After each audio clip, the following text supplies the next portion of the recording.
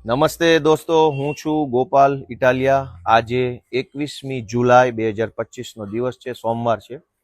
આજે સવારથી હું, અમારા હરેશભાઈ અને અમારા જયસુખભાઈ અમે નક્કી કર્યું કે આપણે વિસાવદરની સરકારી જે હોસ્પિટલ છે, અત્યાર સુધી તો એ CHC હતી, કોમ્યુનિટી હેલ્થ સેન્ટર હતું.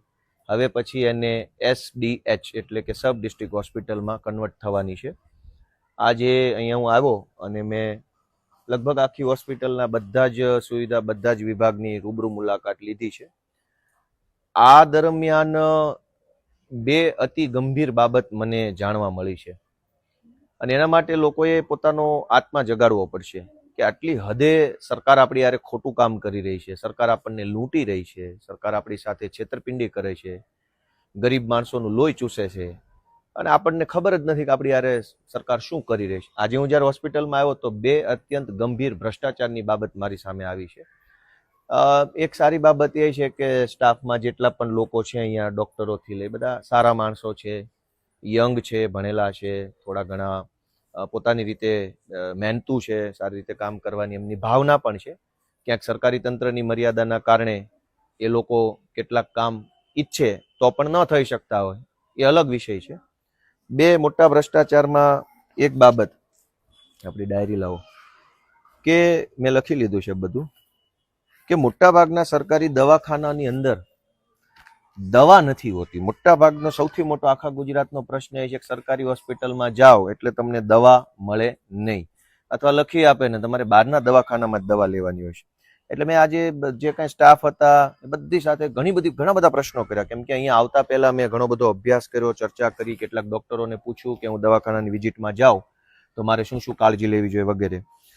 એક બહુ મહત્વનો ગંભીર વિષય એવો છે કે સરકારી તંત્રની અંદર દવા ખરીદવાની જે પ્રક્રિયા છે એની અંદર અબજો રૂપિયાનો ભ્રષ્ટાચાર સરકાર કરે છે.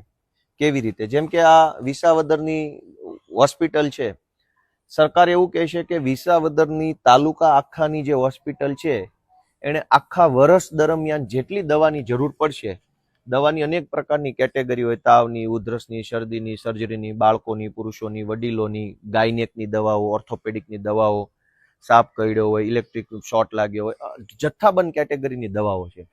સરકારની નીતિ એવી છે કે સરકારની એક GMSCL કંપની છે, જે સરકારી કંપની છે જે દવા અને મેડિકલ સાધનો ખરીદવાનું કામ કરે છે. આ કંપની પાસે આખા વર્ષમાં એક જ વખત તમારે દવા મંગાવવાની. એટલે ઉદાહરણ તરીકે તાવની દવા પેરાસિટામોલ આવતી હોય તો અહીંના જે મુખ્ય ડોક્ટર છે એને સરકાર પાસે આખા વર્ષનો સ્ટોક એક જ વખતમાં મંગાવી લેવાનો કે કેટલી દવા જોશે, તો અહીંથી લખીને મોકલે કે ભાઈ આખા વર્ષમાં મારે 10 લાખ પેરાસિટામોલ ટેબ્લેટ જોશે, એટલે અહીંથી 10 લાખની માંગણી આવી, બીજા તાલુકામાંથી 10 લાખની, ત્રીજામાંથી 10 લાખની. ઉપર જ્યારે ગાંધીનગરમાં જ્યારે આ GMSCL કંપનીમાં જાય છે ત્યારે એ દવાનો આંકડો થઈ જાય છે કરોડોમાં. 100 કરોડ ટેબ્લેટ, 200 કરોડ ટેબ્લેટ, 400 કરોડ ટેબ્લેટમાં એ આંકડો થઈ જતો હોય છે. આનાથી પ્રોબ્લેમ શું થાય છે? બે પ્રોબ્લેમ થાય છે કે કઈ દવાની કેટલી જરૂર પડશે એ દર 2 મહિને 3 મહિને એસેસમેન્ટ થવું જોઈએ, કેમ કે જેમ ઋતુ બદલાય, જેમ આબોહવા બદલાય, જે કોઈ વાયરસ ફેલાણો, કોઈ અટક્યો, એવી પ્રકારે રોગ આવતા હોય ને એવી પ્રકારે રોગ જતા હોય. આખા વર્ષમાં એક સાથે દવા મંગાવી લેવામાં આવે અને જો એ દવા એક્સપાયર્ડ થઈ જાય તો એક્સપાયર્ડ દવાનો ખર્ચો જે છે એ અહીંના ડોક્ટરોએ ભોગવવાનો. આ સૌથી મોટો ભ્રષ્ટાચાર છે કે સરકારી દવામાં 10 લાખ પેરાસિટામોલ ડોક્ટરે મંગાવી લીધી અને 5 લાખ જ પેરાસિટામોલ વપરાય તો બાકીની 5 લાખ તો એક્સપાયર્ડ થઈ જવાની. તો એક્સપાયર્ડ દવા પાછી નથી મોકલી શકતા, એના પૈસા ડોક્ટરે, અહીંના મેન ડોક્ટર જે હોય, સુપ્રિન્ટેન્ડન્ટ હોય, RMO હોય, એને ભરવા પડે છે. હવે પોતે પૈસા ન ભરવા પડે એક્સપાયરી દવાના, એટલે શું કરશે? થોડીક ઓછી દવા મગાવશે. ઓછી મગાવશે એટલે અહીંયા ડોક્ટરોને દવા મળશે નહીં.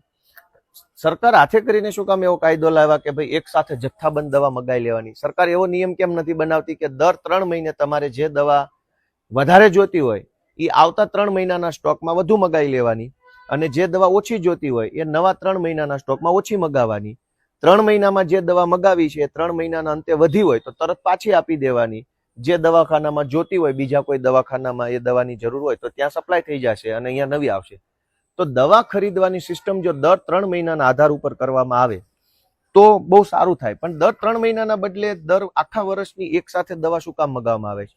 એક દવાખાનામાં લગભગ કોમ્યુનિટી હેલ્થ સેન્ટર છે એટલે 1000 પ્રકારની દવાઓ આવતી, 1000 પ્રકારની. નાના બાળકોની 100 પ્રકારની દવા, મહિલાની 100 પ્રકારની દવા, પુરુષની 100 પ્રકારની દવા, હાડકાની 100 પ્રકારની દવા હોય, આંખની દવા, નાકની દવા, 100 પ્રકારની દવા. તો કોઈ એક દવાખાનામાં 1000 પ્રકારની દવાઓ આવતી હોય, જેમાં લિક્વિડ ફોર્મમાં આવતી હોય, ટેબ્લેટ ફોર્મમાં આવતી હોય, કેપ્સ્યુલ ફોર્મમાં આવતી હોય. કરોડોનું બજેટ બને છે આ દવા ખરીદવાનું. કરોડો રૂપિયાની દવા ખોટે ખોટી ખરીદાય છે, ખોટે ખોટી આવે છે, ભ્રષ્ટાચાર થાય છે અને સામાન્ય માણસને તાવની ટીકડી દવાખાના મફત નથી મળતી.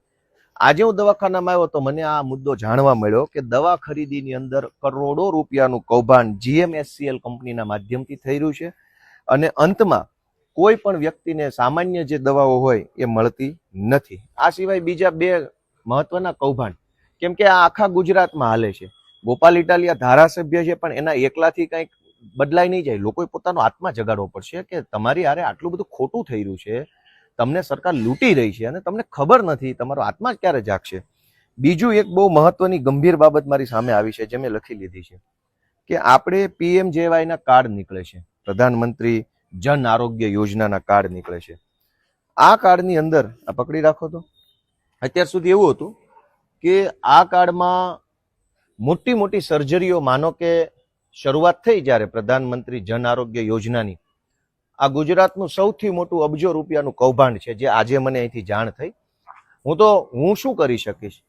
હું ગુજરાતના મુખ્યમંત્રીને કહીશ કે આરોગ્ય મંત્રીને કહીશ કે આરોગ્ય સચિવને કહીશ, પણ એ જ બધાનો આમાં કટકી આવતી હશે તો એ મારી વાત થોડા સાંભળશે. હું ભલે ધારાસભ્ય હોઉં, જનતાની આંખ ખુલવી જોઈએ, જનતાને પોતાને ખબર હોવી જોઈએ કે તમારા ખિસ્સામાંથી પૈસા કાઢી જાય છે. PMJY કાર્ડ જે છે એની શરૂઆત જ્યારે થઈ ત્યારે એ શરૂઆત એટલા માટે થઈ હતી કે જીવનમાં આકસ્મિક કોઈ મોટો ખર્ચો આવી જાય, 5 લાખનો ખર્ચો આવી જાય જીવનમાં, અચાનક કોઈ મોટું ઓપરેશન કરાવવું પડે, માણસના ખિસ્સામાં પૈસા ન હોય તો સરકાર એને 5 લાખની વેલિડિટી વાળું કાર્ડ આપે. એ કાર્ડ આપે એટલે એ માણસ કોઈ પણ પ્રાઇવેટ દવાખાનામાં જાય અને કાર્ડ એનું કેશ કરાવે, ક્લેમિંગ કરાવે એટલે એના ખાતામાં એ કાર્ડમાંથી પૈસા કપાઈ જાય, માણસની સર્જરી થઈ જાય. આ એનો મૂળ ઉદ્દેશ હતો.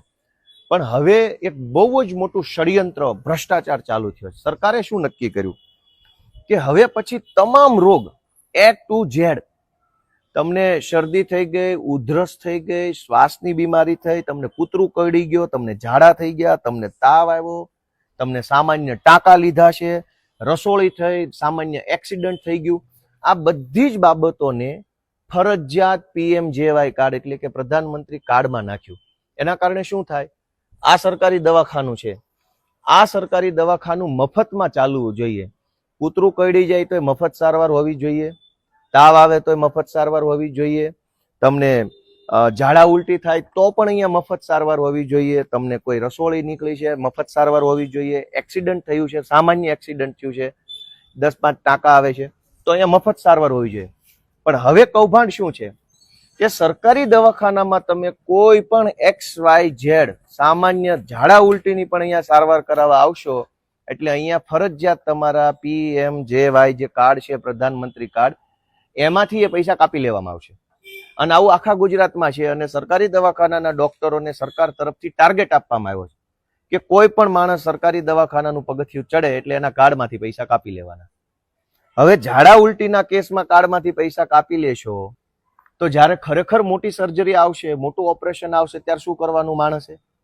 તો મેં ડોક્ટરને પૂછ્યું અહીંયા કે હવે ઝાડા ઉલટીમાં જો PMJY કાર્ડ અહીંયા આપવું પડતું હોય તો આ સરકારી દવાખાનું જ ન કહેવાય, તો આ પ્રાઇવેટ દવાખાનું થઈ ગયું. પહેલા એવું હતું કે સામાન્ય રોગ જે છે, મામૂલી રોગ જે છે, ઝાડા ઉલટી, કૂતરું કરડી ગયું, શોર્ટ સર્કિટ થઈ ગયો, આંગળી ફસાઈ ગઈ, કોઈ ગાય ભેંસે માર્યું, આપણને ટ્રેક્ટર વાગી ગયું, તો અહીંયા મફત સારવાર હતી. કોઈ એક પાવલી દેવાની નહીં, દવા મફત, સારવાર મફત. અહીંયા તમે ઇન્ડોર દાખલ થાવ દવાખાનામાં તો મફત. હવે શું થયું? હવે અહીંયા કંઈ પણ કામ હશે તમારે કાર્ડ ફરજિયાત કરાવવું પડશે અને જબરજસ્તીથી કરે છે અને ઉપરથી પ્રેશર કરે છે. સરકારી તંત્ર ટાર્ગેટ આપે છે કે ઝાડા ઉલટી વાળા હોય કે તાવ વાળા હોય ફરજિયાત એનું કાર્ડ અહીંયા લખી લેવાનું ને એમાંથી પૈસા કાપી લેવાનું. હવે તો પ્રાઇવેટ દવાખાનામાં જાવ 300 રૂપિયામાં તાવની દવા મળતી હોય, અહીંયા આવો ને સરકારી કાર્ડમાંથી 2000 કાપી લેશે. અને એ બધા જ કાપેલા પૈસા ક્યાં જાય છે? 5 લાખનું એક કાર્ડ, 5 લાખનું બીજું કાર્ડ. હવે અહીંયા અત્યારે હું જયારે અહીંયા આવ્યો તો સાહેબે મને એવું કીધું 54 લોકોની OPD થઈ. બરાબર. આજે સાહેબ એવું કીધું 54 લોકોને ચેક કર્યા. એ 54 લોકોમાંથી માનો કે 25 લોકોએ પણ તાવ હોય કે ઝાડા હોય કે ઉલટીની ફરિયાદ કરી હોય તો એ 25 લોકોના કાર્ડમાંથી પૈસા કાપી લેશે ફરજિયાત. ઓટીપી માંગશે, રજીસ્ટર. આ તો કૌભાંડ થઈ ગયું. તો પછી આ સરકારી દવાખાનું જ ન કહેવાય. જો અહીંયા પીએમજેવાય કાર્ડ આપવું પડતું હોય તો આ સરકારી દવાખાનું કેવી રીતે છે? અને ઝાડા ઉલટીમાં કાર્ડ કાપી લેવાનું. એના માટે સરકારમાંથી આખા ગુજરાતમાં ટાર્ગેટ આપવામાં આવ્યો છે. સરકારી તંત્ર, સરકારી ડોક્ટરોને પ્રેશરમાં મૂકવામાં આવ્યા છે કે તમે આ નહીં કરો તો આમ કરીશ, તેમ કરીશ. ટાર્ગેટ કેમ પૂરો નથી થતો? કેમ 20 કાર્ડ, કેમ 30 કાર્ડ? એક ત્રીજું કૌભાંડ છે, હું તમને બતાવું. આવો પાછળ આવો.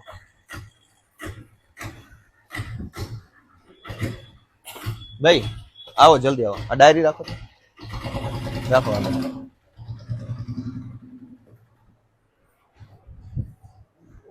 કાંઈ વાંધો નહીં. એ તો આપણે આવ્યા એટલે બધું એવું રહેવાનું જ છે.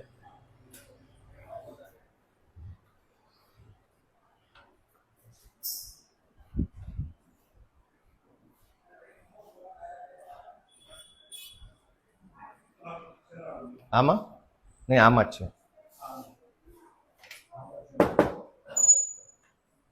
એક મિનિટ. આવું મેડમ, તમારે ઓલું મશીનનું એક જરાક જોવું છે. આવો આવો આવો.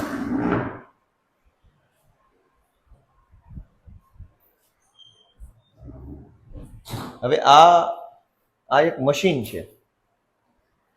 આ મશીન જુનાગઢ જિલ્લા પંચાયત દ્વારા, થોડોક આગળ ભર્યો, જુનાગઢ જિલ્લા પંચાયત દ્વારા આ લેબોરેટરી ટેસ્ટિંગનું. આમાં શું માપી શકાય? SpO2, ટેમ્પરેચર એટલે કે તમારા શરીરનું તાપમાન, અહીંથી બ્લડ પ્રેશર કેટલું છે, આલ્કોહોલ ટેસ્ટ, ECG અને હિમોગ્લોબિન ટેસ્ટ માપી શકાય. એવું લખ્યું છે, હકીકત નથી. કોલેસ્ટ્રોલ માપી શકાશે. તો બ્લડ પ્રેશર માપવા માટે તો સામાન્ય રીતે ડોક્ટર અહીંયા લગાવીને પેલું હવા ભરે છે, પેલું મશીન આવે છે એનું માપવાનું, એનું નામ ભૂલી ગયો, એને શું કહેવાય? હા, સ્પિગ્મોમેનોમીટર. એ તો આપણો વિષય નથી. તો એનાથી બ્લડ પ્રેશર મપાઈ જાય છે. આલ્કોહોલ ટેસ્ટ, હવે દારૂ પી ગયો હોય એ કઈ સરકારી દવાખાને આવીને અહીંયા મશીનમાં ટેસ્ટ કરશે એવું હોય નહીં. ટેમ્પરેચર, તાપમાન માપવા માટે કઈ મશીનની જરૂર નથી. થર્મોમીટર આવે જ છે અત્યારે. કેટલા બધા નાના નાના મીટરો આવ્યા, પેલું હાથમાં આમ લગાવો તો એ તાપમાન માપી દેશે. SpO2 ના નાના નાના મશીન છે. ECG લગભગ ગામડામાં કઈ એટલું બધું હોતું નથી. આ મશીનની અંદાજિત કિંમત મેં જાણ્યું એ પ્રમાણે 5 લાખ રૂપિયા છે.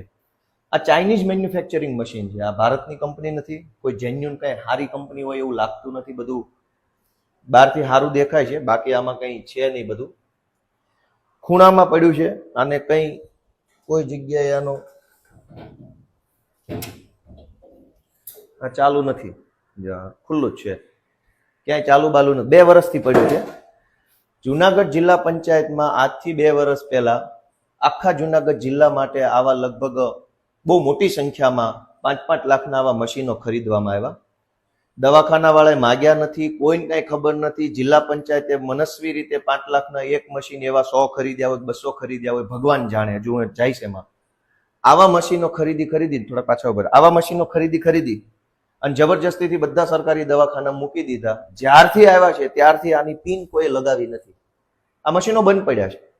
આની પાછળ કરોડો રૂપિયાનું કૌભાંડ જુનાગઢ જિલ્લા પંચાયતે આજથી 2 વર્ષ પહેલા કર્યું છે. આ મશીનનો કોઈ ફાયદો નથી, એટલા માટે કે જો કોઈ દર્દીએ ટેમ્પરેચર એટલે કે પોતાના શરીરનું તાપમાન, SpO2, ECG કે હિમોગ્લોબિન માપવું હોય તો પહેલા અહીંયા દર્દી આવવાનું, સ્ક્રીન ઉપર પોતાની ડેટા એન્ટ્રી કરવાની છે. મારું નામ આ છે, મારું ગામ આ છે, મારી ઉંમર આ છે, મોબાઈલ નંબર આ છે, એવું બધું નાખવાનું છે.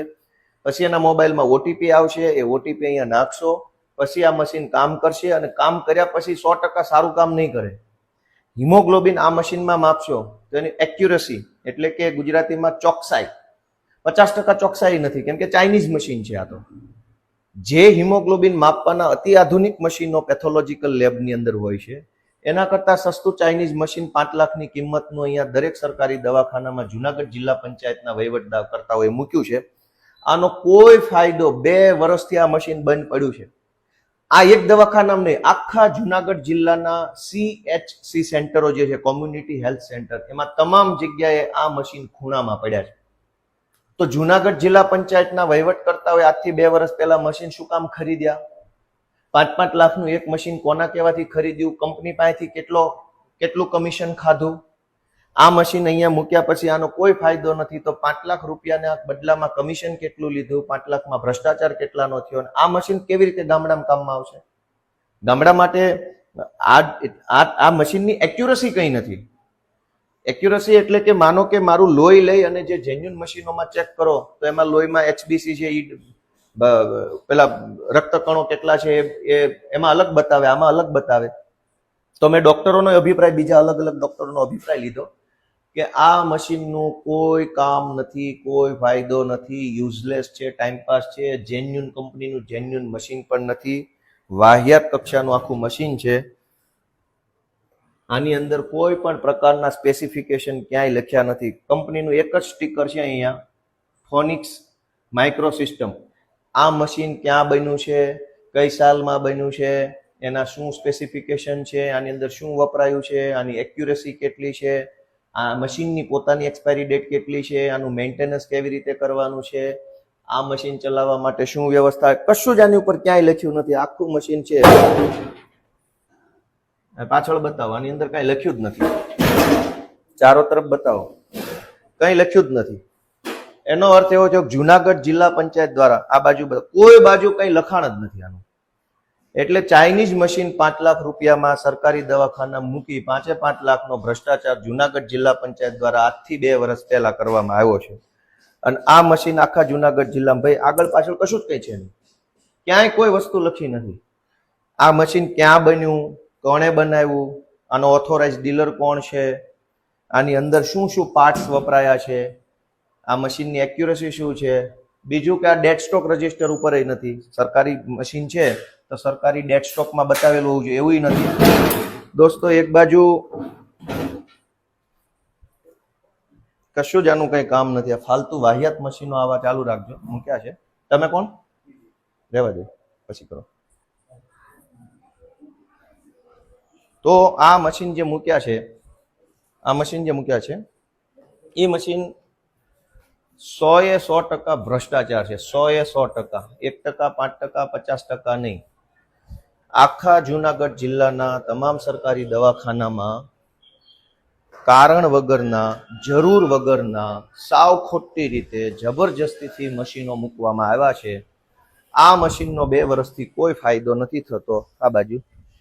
અને આ મશીનો જે છે એ મશીન દ્વારા એક પણ દર્દીને એક પાવલીનું કઈ કામ નથી થયું. કેમ કે લોહીનો રિપોર્ટ કરાવવા માટે ખૂણામાં પડેલા મશીનનું શું કામ છે? એટલે આ વિસાવદરની ડિસ્ટ્રિક્ટ હોસ્પિટલમાં 3 કૌભાંડ જે છે આખા રાજ્યવ્યાપી. એક તો દવા ખરીદીનું કૌભાંડ જે આખા ગુજરાત રાજ્યમાં હાલે છે. બીજું કે ઝાડા, ઉલટી, તાવ એવા કેસમાં પણ PMJY માંથી પૈસા કાપવા માટે સરકાર પ્રેશર કરે છે ને આખા ગુજરાતના સરકારી દવાખાનામાં PMJY યોજનામાંથી જ હવે ઝાડા ઉલટીની સારવાર થશે. તો પછી આ સરકારી દવાખાનું જ નથી રહ્યું. ઝાડા ઉલટી માટે મારે કાર્ડમાંથી પૈસા કપાવવા પડે, અને ઈ રેટ કોણે નક્કી કર્યા હોય? સામાન્ય રીતે ઝાડા ઉલટીની સારવાર 200-300 માં થઈ જતી હોય. PMJY માંથી કપાવો તો 2000 રૂપિયા કપાશે અથવા 1800 કપાશે. કેમ કે ઈ રેટ તો સરકારે નક્કી કર્યા હોય કે ઝાડામાં આટલા કાપવા, ઉલટીમાં આટલા કાપવા, શ્વાસ ચડતો હોય આટલા કાપવા, આંગળીમાં ફ્રેક્ચર થયો આટલા કાપવા, ટાંકા આવે આટલા કાપવા. એ તો હજારો રૂપિયા કાપી લેશે. અને એ રૂપિયા કોણ લઈ જશે? કેમ કે પાછું દવાખાનું તો સરકારી છે, ડોક્ટરનો પગાર સરકારી છે, મશીન સરકારી, પંખો સરકારી, લાઇટ બિલ સરકારી છે, દવાઈ સરકારી છે. તો એનો અર્થ એવો છે કે સરકારે ઓલરેડી પહેલેથી દવા માટે ખર્ચો કરી લીધો છે, પંખાનો ખર્ચો કરી લીધો છે, બધી જ વસ્તુનો ખર્ચો થઈ ગયો છે. તો પછી મારી સારવાર માટે બીજા 1800 છે ના કપાવાના? પ્રાઇવેટ દવાખાનામાં તો શું છે કે લાઇટ, પંખા, સ્ટાફ, દવા બધાનો ખર્ચો ચડતો હોય. મારી પાસેથી પ્રાઇવેટ ડોક્ટર જે ફી લે છે એમાંથી એનો ખર્ચો કાઢશે. આ દવાખાનામાં પહેલેથી ખર્ચો આવી ગયેલો છે, બધો જ ખર્ચો ડોક્ટરનો, પંખાનો, લાઇટનો. તો પછી હવે ઝાડા ઉલટીમાં હું જે 2000 રૂપિયા કાર્ડમાંથી કપાવીશ ઈ કોની પાસે જાય છે, ક્યાં જશે? તો એટલો મોટો ભ્રષ્ટાચાર છે. લોકોનો આત્મા જાગે એવી મારી વિનંતી છે. આવા 5 લાખનું મશીન એક કોઈ ઉપયોગ લાગ્યું તે દિવસથી આજ દિવસ સુધી સિંગલ ઉપયોગ નથી. કેમ કે ચાઇનીઝ મશીન છે, ફેક મશીન છે. ખાલી પતરાની પેલું પતરાનું એનું બોક્સ છે, એનું કેબિન, પતરાની કેબિન છે, આખી એલ્યુમિનિયમ પતરાની પેલું CNC કરેલી કેબિન છે, અને એની અંદર થોડાક રમકડા છે, ડિસ્પ્લે છે, ચાલુ તો કઈ છે નહીં. આખા જુનાગઢ જિલ્લામાં, કેમ કે મેં જાણ્યું, ફોન કર્યો, બધારે વાત કરી કે આ શું છે, તો મને બધાએ કીધું કે ભાઈ આ તો કૌભાંડ છે, આમાં કશું એક પાવલીનું કામ નથી થતું. 5 લાખનું એક મશીન એવા આખા જુનાગઢમાં કેટલા છે વિચારો, CHC સેન્ટરો.